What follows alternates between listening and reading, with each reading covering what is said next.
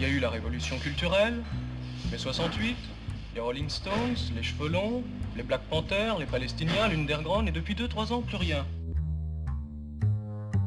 Est-ce que je dois te rappeler que t'es pas chez toi? Arrête de m'appeler mon ami déjà. Toi et moi, on n'est pas si amis que ça. Hein? Donc déjà, tu vas redescendre. Je suis pas ton ami. Tu me vois prendre mon pied et attaquer des vieilles dames avec nos futurs tatoués sur la poitrine? Je comprends rien de rien à ce qui se passe. T'as qu'à voir à la télé, les mecs, ils ont pas de ventre, on sait même pas s'ils chient. Mais célébrer, pourquoi vous voulez célébrer le cinéma? Parce que... Il est pas assez célèbre déjà? Ou il l'est plus assez? Bonjour, bonsoir et bienvenue dans ce nouvel épisode du podcast L'Éclipse. Cette semaine, nous allons parler de Matérialiste, le nouveau film de Céline Song. Et pour cet épisode, je ne serai qu'à la présentation parce que je n'ai pas pu voir le film, mais mes petits collègues se chargeront de vous donner leur avis sur ce film. Donc, pour cet épisode, je suis avec Liam. Comment ça va, Liam ? Bah écoute, plutôt bien, plutôt bien. Je suis content de parler de ce film, même si je ne l'ai pas adoré. Et c'est justement ça qui va être intéressant, c'est l'échange à son sujet. Je l'espère. Et deuxième personne qui parlera avec toi, ça sera Thomas. Comment ça va, Thomas ? Salut, ben écoute, ça va, et même si je n'ai pas adoré le film non plus, je l'ai quand même beaucoup aimé, donc je vais essayer de le défendre. Pas de souci. Donc, comme d'habitude, on va passer une petite bande-annonce et je vous retrouve juste après pour vous donner le synopsis du film.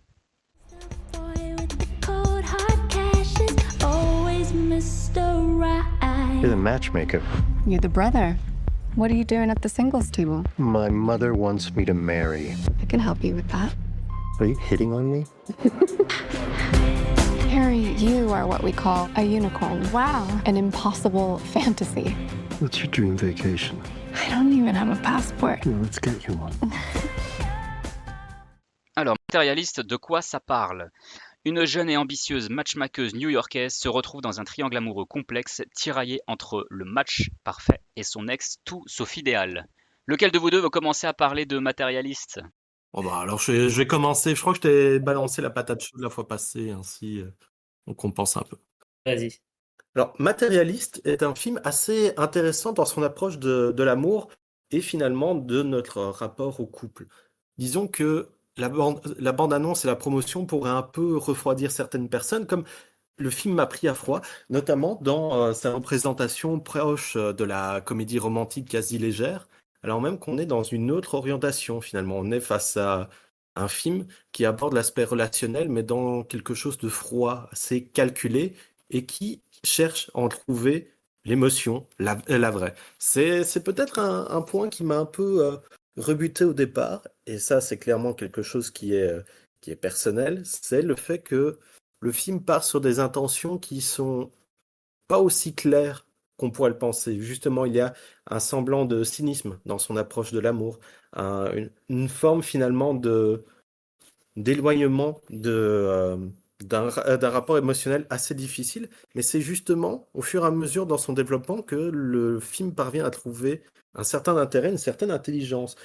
Ici, je lisais justement l'interview de la réalisatrice Céline Song dans Cinématiseur, excellente interview d'ailleurs dans un excellent numéro, où elle parlait un peu d'une forme de cheval de Troie dans l'approche, c'est-à-dire utiliser les carcans de la comédie romantique pour finalement confronter à certaines réalités et à certaines approches émotionnelles que l'on n'assume peut-être pas au quotidien.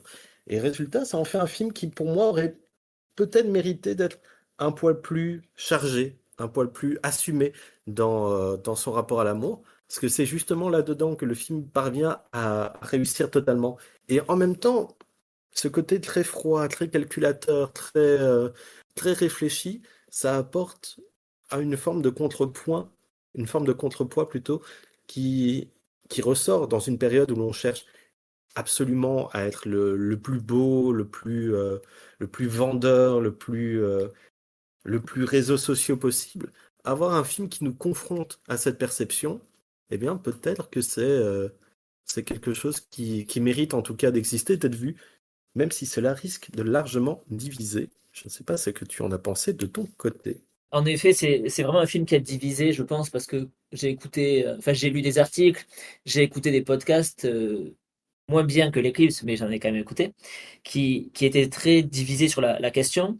Et j'en ai vu beaucoup qui ne comprenaient pas le titre matérialiste, parce qu'ils pensaient que ça allait être un film sur comment les gens étaient addicts des objets, des téléphones, de la mode, etc. Mais je pense que le titre matérialiste signifie tout simplement que dans notre société contemporaine, et c'est ce que montre le film, les relations amoureuses se font comme on achète un produit. Parce que le personnage de Dakota Johnson, qui est une matchmaker, elle représente un petit peu, on va dire, les applications de rencontre d'une certaine façon. Et enfin, c'est un peu comme une allégorie que je l'ai vue. Et c'est vrai que les clients ou les clientes qu'elle a lui font une liste de critères, comme tu achètes un canapé, par exemple, tu as la taille, tu as la couleur de peau, là, par exemple, tu as le poids, tu as aussi le salaire, tu vois, donc c'est vraiment comme tu achètes un produit, tu dis, voyons voir, est-ce que ça correspond à mes critères, oui ou non. Et il y a ce côté vraiment très superficiel des relations, puisque tu vas en priorité t'intéresser à donc toute une liste de critères. Est-ce que ça correspond à ce que j'attends avant une vraie rencontre, on va dire, entre deux personnalités, parce qu'on pourrait se dire que les relations amoureuses, c'est plus, bon, bien sûr, il y a le physique, mais il y a aussi, est-ce que j'ai un lien avec cette personne? Et le film, à mon avis, veut vraiment mettre ça en avant. Et je pense que ça se ressent beaucoup dans le visuel et dans la mise en scène, puisque c'est extrêmement froid, c'est très clinique. Et je pense que c'est fait pour montrer que justement ces relations amoureuses, elles sont devenues quelque chose aussi de très froid, de très clinique. Et il y a presque un côté un peu de déshumanisation dans la chose, dans le rapport amoureux, quoi. Pour autant, c'est pas un film. Je me suis pas senti comme un film qui voulait dire regardez, on est des personnes horribles, etc. Regardez ce qu'on est devenu, puisque même le personnage de Dakota Johnson ou Pedro Pascal, qui sont vraiment dans ce côté on recherche des choses bien précises, c'est quand même des personnages qui sont entre guillemets sympathiques. Hein, ils sont pas parfaits, mais ils sont pas montrés non plus comme des personnes horribles. C'est plutôt je pense que c'est une song, elle montre plutôt un constat sur notre philosophie et notre consommation des relations amoureuses, quoi. Je sais pas si toi tu l'as vu comme ça. Oui, effectivement, il y a une forme de sympathie, mais c'est aussi un peu la limite du film pour moi, c'est que les personnages sont plus dans des archétypes que dans des êtres de chair. Alors, évidemment, ça peut fonctionner dans le propos du film, mais en même temps, je trouve que ça en diminue sa portée dans sa troisième partie, qui est beaucoup plus dans une forme de sincérité à ce sujet. Mais pour le coup, le trio principal fonctionne très bien, et je trouve que c'est une song parvient à approcher finalement chacun comme ce qu'ils arrivent à refléter plus que ce qu'ils sont. Et ça apporte justement, encore une fois, un intérêt dans la direction d'acteur. Mais le problème, c'est que ça amène aussi une limite qui, pour moi, diminue un peu l'ambition du film. Et je dis ça en l'ayant apprécié, effectivement, en trouvant ça intéressant, cette approche qui, finalement, est assez cynique, mais sans être dans une forme de cynisme qui annule tout niveau émotionnel. Rien que le traitement du début qui renvoie finalement à cette forme de transaction de début, mais où il y a également cette sincérité d'amour par rapport à l'approche préhistorique, je trouve que c'est intéressant et c'est vrai que ça renvoie beaucoup à du Billy Wilder, comme tu souligné dans l'interview dans Cinématiseur, et je trouve que ça rajoute un cœur qui, pour moi, aurait pu, dû prendre plus de place dans la narration. Parce que visuellement, le film, effectivement, est très maîtrisé. On retrouve la même esthétique que dans Past Lives, où justement, il y a une forme de captation de l'émotion qui se met un peu en retrait, mais qui n'hésite pas quand même à rester au centre et à mettre finalement le spectateur au sein du relationnel. Mais voilà, je suis encore un poil frustré en même temps par le film, tout en en le trouvant d'une justesse et d'une pertinence dans son propos. Voilà, c'est quelque chose qui me fait encore cogiter. Au final, ça reste toujours intéressant d'être face à des films que n'apprécie peut-être pas totalement, mais qui nous laissent assez de points pour nous marquer, nous donner envie de réfléchir dessus encore un moment. Et c'est même pour ça que j'avais envie de rediscuter aujourd'hui. C'est vrai, je suis d'accord avec toi que les personnages, ils sont pas complètement incarnés. Enfin, du moins, c'est plus des archétypes, puisqu'on a le personnage principal qui est Dakota Johnson, qui joue donc cette matchmaker, et après, on a deux profils d'hommes très différents, et on voit bien que c'est presque une thèse philosophique, entre guillemets, qu'elle veut nous proposer, Céline Song, puisqu'on a l'homme parfait, entre guillemets, qui est Pedro Pascal, qu'ils appellent même la licorne dans le film, puisque c'est le genre d'homme qu'on ne rencontre pas tout le temps, c'est-à-dire il est beau, il a des cheveux, il est riche, il est même très très riche quand tu vois son appartement, il est plutôt gentil, il est cultivé, etc. Et de l'autre côté, on a alors Chris Evans qui joue bizarrement le... D'ailleurs, je trouve que Chris Evans n'est pas très bien casté parce qu'il joue le mec un peu plus lambda, je vais mettre entre guillemets, alors que c'est comme Chris Evans, hein, c'est comme Captain America, puis il n'a pas non plus un physique de mec lambda, qui donc joue ce comédien qui doit faire des petits boulots en plus, donc qui est un petit peu pauvre, on va dire, parce qu'il vit en colocation. Bon, il est pas dans la rue non plus, il vit à New York, c'est quand même pas mal, mais voilà, qui est plus ce côté un peu plus libre, qui est son premier copain. Et donc, il y a le film est un peu comme une thèse sur est-ce qu'il vaut mieux aller vers des personnes qui correspondent à tous nos critères, comme Pedro Pascal, ou plutôt des personnes qui, ben oui, ne correspondent pas forcément à nos critères, mais avec qui on a un lien, qui est donc là le personnage de Chris Evans.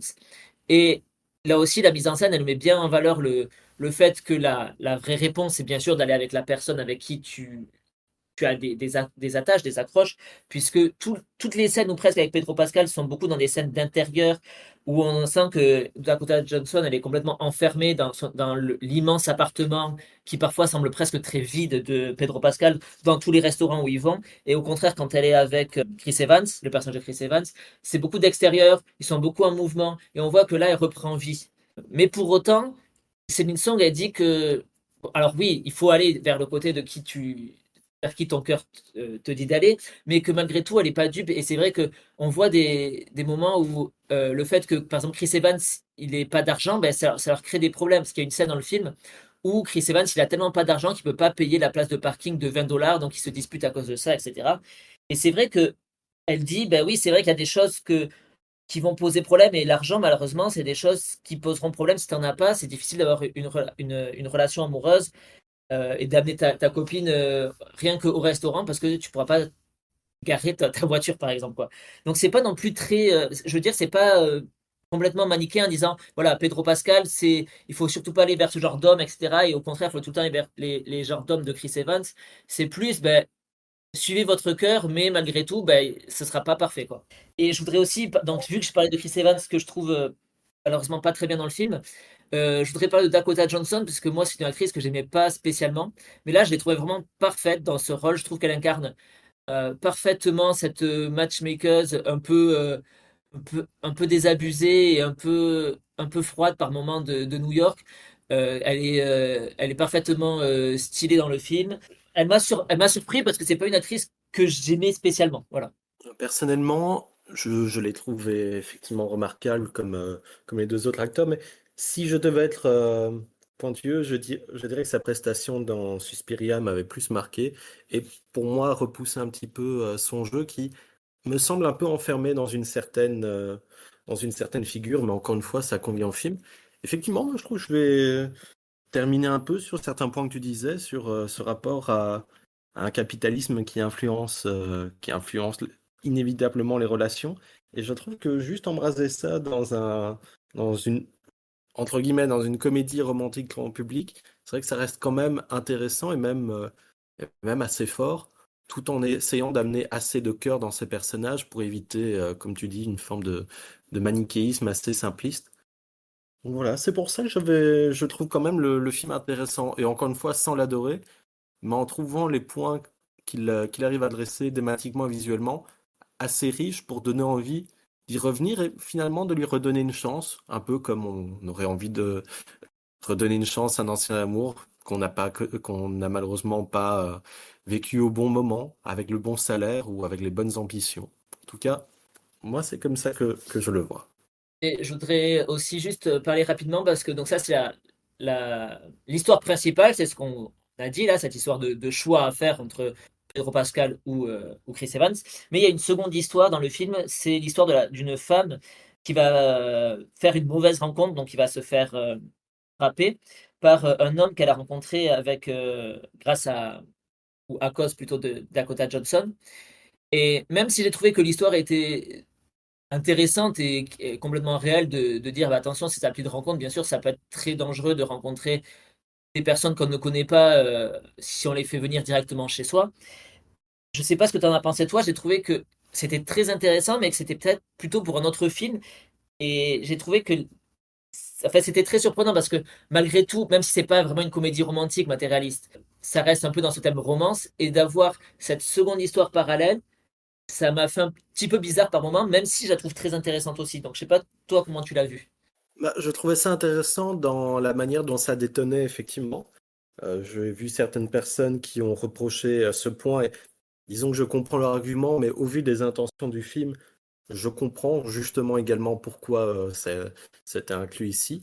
Et même, je trouve ça un peu fort la manière dont d'une relation a priori artificielle entre la matchmaker et sa cliente, il en ressort une envie d'amitié, une envie finalement de conciliation. Et c'est quelque chose qui, pour moi, rajoute justement du cœur et de l'émotion, cette volonté d'avoir quelque chose de vrai dans un monde de faux, dans un monde d'apparence.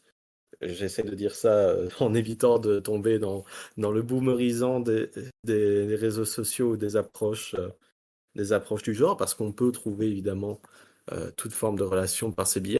Mais je trouve ça assez intéressant la manière dont ça amène vers une volonté de sincérité et de réel, tout en conservant quelque chose de très ironique et en même temps très dur, parce qu'effectivement, cette violence, ça amène quand même à un gros contre-coup dans la narration, mais qui en même temps, dans le développement du récit, dans le développement de l'intrigue fonctionne et justement marque un coup pour le personnage. Donc, personnellement, je trouvais ça thématiquement cohérent. Moi, ce que je voudrais dire aussi dans le podcast, c'est déjà de laisser une chance à Matérialiste. C'est un film qui a été un petit peu mal reçu par la critique et par plusieurs spectateurs parce que soit les gens y vont en attendant une comédie romantique classique, dans ce cas-là ils sont vraiment déçus, soit certains y vont en attendant un film plus comme Past Life, mais ils sont déçus aussi. Et je pense qu'il faudrait juste prendre le film tel qu'il est. C'est un film qui est vraiment intéressant, qui est extrêmement contemporain. J'ai pas vu beaucoup de films comme ça et qui décrit la société telle qu'elle est aujourd'hui. Donc, n'écoutez pas forcément les avis négatifs. Faites-vous de votre propre avis et allez voir Matérialiste.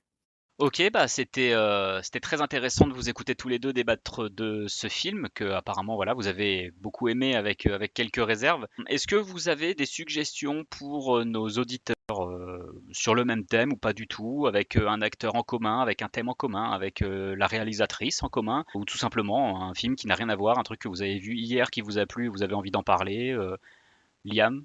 Eh bien, j'ai un film qui apparemment a servi d'inspiration à celui-ci et qui est pour moi l'un des plus beaux films américains qui soit. Alors, évidemment, beaucoup de personnes l'ont déjà vu, mais de toute façon, si vous l'avez déjà vu, c'est l'occasion de le revoir. C'est La Garçonnière de Billy Wilder. L'histoire, pour les personnes qui ne la connaissent pas, c'est celle de Cissy Baxter, un employé de bureau qui, pour essayer d'avoir un avancement, décide de prêter son appartement à ses patrons afin que ceux-ci puissent emmener discrètement leur maîtresse jusqu'à ce qu'ils croisent un jour une jeune femme dont ils tombent éperdument amoureux.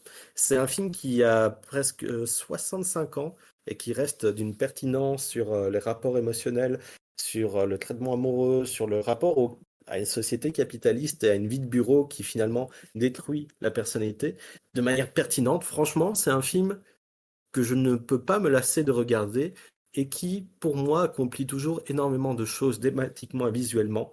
Donc, si vous ne l'avez jamais vu, découvrez La Garçonnière de Billy Wilder. Et si vous l'avez déjà vu, eh bien, revoyez-le, parce que c'est le genre de pépite cinématographique dont on ne peut pas se lasser pour moi. Et regardez en général du Billy Wilder, parce que Billy Wilder, je rejoins Liam, je trouve ça assez génial, même si je n'ai pas encore vu La Garçonnière et ça m'intéresse, je pense que je vais me laisser tenter bientôt. Thomas, est-ce que tu as un film à nous conseiller? Oui, alors moi aussi j'adore Billy Wilder, donc je conseille de voir n'importe quel film de Billy Wilder. Moi je vais conseiller un film qui a mauvaise réputation et que c'est vrai, je l'adore pas, je le trouve même assez moyen, mais c'est pour vous montrer Dakota Johnson dans un autre rôle. C'est le film Wounds, que vous pouvez voir sur Netflix notamment. C'est l'histoire d'un barman à la Nouvelle-Orléans.